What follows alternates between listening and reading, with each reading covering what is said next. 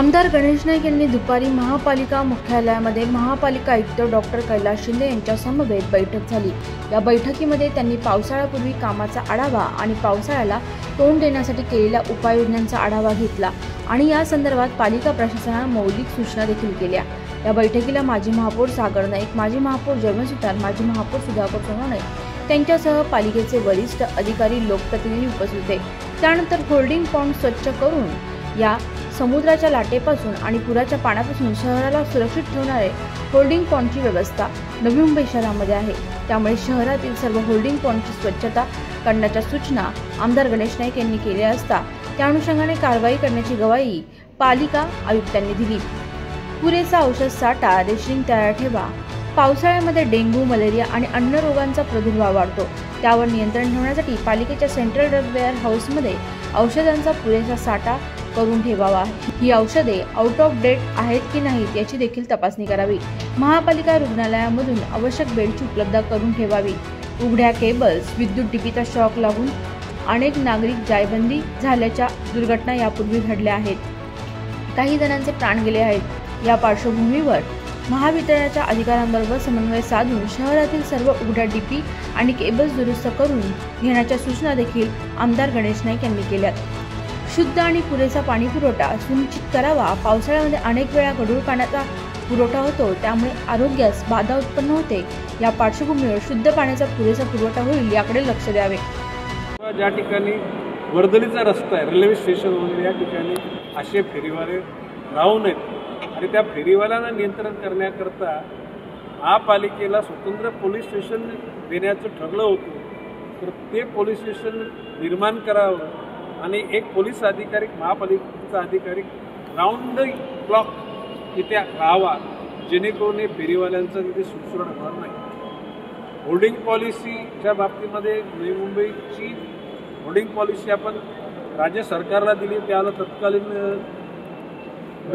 नगरविकास सचिव मनुकुमार श्रीवास्तवजी यांनी सांगितलं की नवी मुंबईची होल्डिंग पॉलिसी आणि हॉकर पॉलिसी महाराष्ट्राला लागू करण्यासाठी एवढी सुंदर बनवली। दुर्दैवानं त्याचा पाठपुरावा झाला नाही। आज मी माननीय आयुक्तांना सांगितले की तुम्ही त्या बाबतीत पाठपुरावा करा आणि सुरळीतपणे त्या ठिकाणी फुटपाथ राहतील। जाहिरातीचे कुठे बोर्ड पडून जसं घाटकोपरला जशी हानी झाली, जीवित आली, तशा प्रकारे होणार नाही। त्याच्याकरता तुम्ही एकूण पुन्हा सर्वेक्षण करा।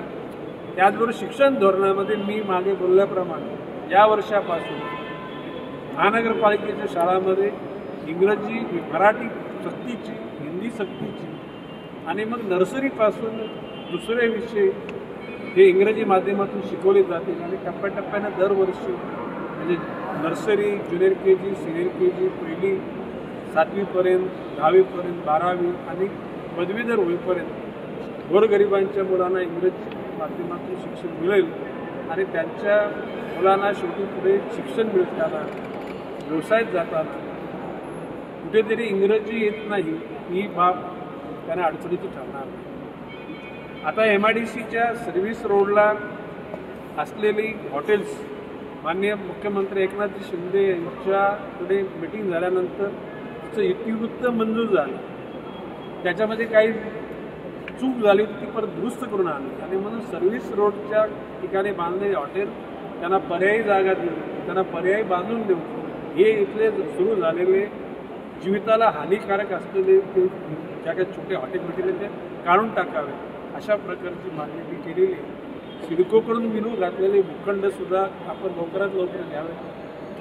मँग्रोवचा प्रश्न, फ्लेमिंगोचा प्रश्न, एकूण औषध त्या ठिकाणी असते त्याचं एक्सपायरी डेट झाल्यानंतर त्याचं प्रत्येक औषध आणलं कधी, त्याचं एक्सपायर्ड कधी होणार आहे आणि एक्सपायर्ड झाल्यानंतर त्याचं एकूण विल्हेवाट काय लावली याचा अहवाल माननीय आयुक्ताकडे यावा अशा प्रकारची मागणी केलेली आहे। एकूणच सगळे आमचे माझे सहकारी आज आले होते। बहुतांश आयुक्तांनी निश्चितपणे सकारात्मक त्या ठिकाणी भूमिका घेतलेली आहे आणि साधारण पुन्हा एखाद्या महिन्यामध्ये परत आम्ही आयुक्तांकडे येऊ। आपलं सगळ्यांचं आलं की त्याच्यामध्ये प्रिंट मीडिया, इलेक्ट्रॉनिक मीडिया आणि सोशल मीडिया याचा सहभाग मोठ्या प्रमाणात। आता तुमचे सोशल मीडिया तर 60% आहे, इलेक्ट्रॉनिक मीडिया साधारणपणे 30-35% आणि राहिलेली 15% प्रिंट मीडिया ही वस्तुस्थिती आहे, ती कोणी नाकारू शकत नाही. म्हणजे सोशल मीडियाचा प्रभाव आज 60% झालेला आहे.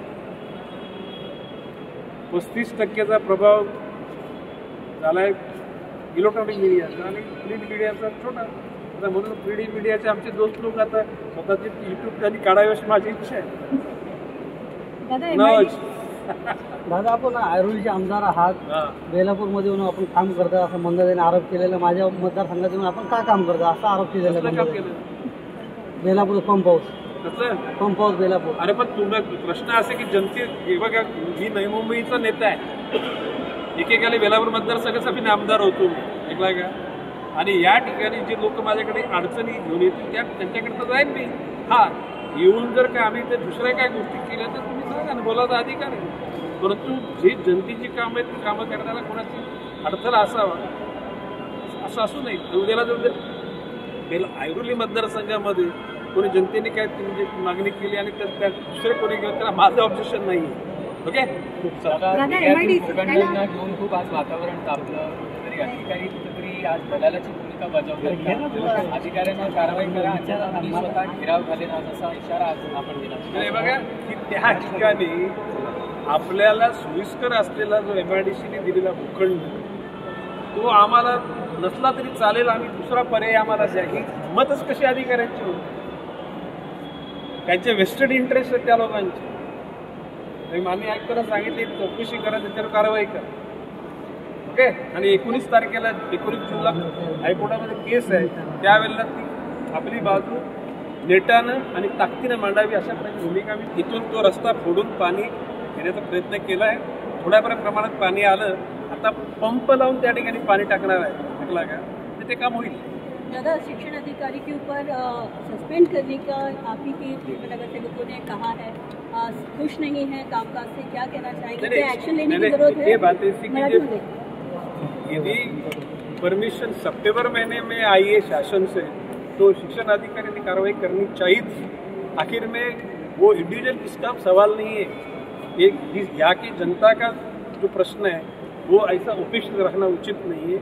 और सूरज पाटिल ने जो मांग की है, भले सस्पेंड करो वगैरह मैं नहीं बोलूँगा, लेकिन उनको वॉर्निंग तो देना चाहिए. जरा आजच्या बैठकीमध्ये तुम्ही जे जे मुद्दे मांडले त्यामुळे प्रशासनातल्या बऱ्याचशा उणिवा समोर आल्या किंवा त्यांची कार्यपद्धती, त्यांनी केलेल्या कार्यवाही त्याचं डेमो दाखवल्यामुळे आपल्यालाही खूप माहिती समोर आली आणि आपल्या मुद्द्यामुळे प्रशासनालाही खूप माहिती मिळाली.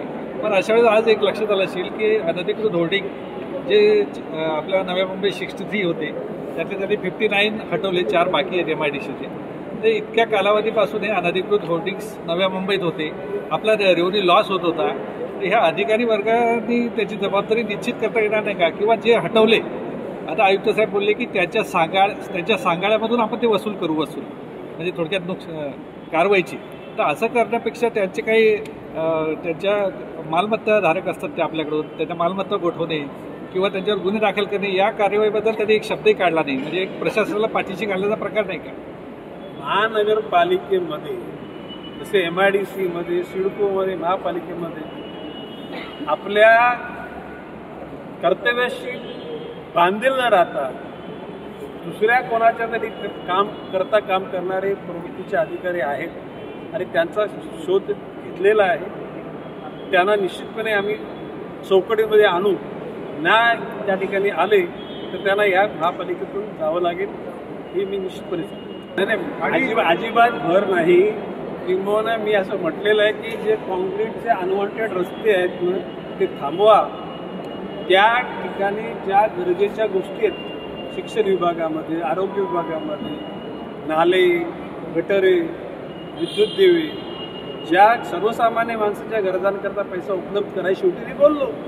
अनावश्यक त्या ठिकाणी खर्चिक असलेले टेंडर काढू नका. पामबीचचा रस्ता आम्हाला कळलं नाही की हा का खरवडला जातो आणि पुन्हा केला जातो. म्हणजे पामबीचच्या रस्त्यावरती आता 14-15 कोटी रुपये कुठल्या कारणास्तव आणि का खर्च केले, त्याच्यावर खड्डे होते, काय होतं, त्यावर लोकप्रतिनिधी बोलायला तयार नाही. तुम्ही लेख लिहा, म्हणजे मी प्रश्न विचारतो. दादा, या अनुषंगाने सांगतो की कोर्टाने जेव्हा म्हटलं होतं, हायकोर्टाने नव्या म्हणजे मुंबईच्या खड्ड्यांबद्दल, तेव्हा त्यांनी असं हे केलं होतं की ज्या ठिकाणी वाहतूक खोळंबा होतो, चौक असतात, त्या ठिकाणी खड्डे पडू नये म्हणून कॉन्क्रिटीकरण केलं होतं. पण आज असं चाललं की तिथं चौक दिसेल गावा गल्ल्यात त्या चौकात काँक्रिटीकरण चाललंय.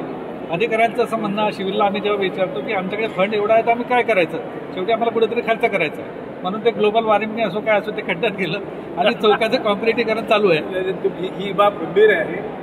तर तो टाळण्यासाठी तुमचे शिलेदार का काम करत आहेत हे बघा ते प्रयत्न पूर्ण करतात. या ठिकाणी बेशरम झालेले काही अधिकारी आहेत, त्यांना लाज लज्जा शरम काय राहिले काही अधिकारी, सगळे अधिकारी नाही, काही सेन्सिटिव्ह आहेत, ते चांगलं काम करतात आणि जे नालायक आहेत त्यांचं काय सुधारणा घडेल असं वाटत नाही, त्यांना घरी पडणार. टुडे जर्नलिस्ट राहुल कदमसह प्रिया रिपोर्ट, नवी मुंबई.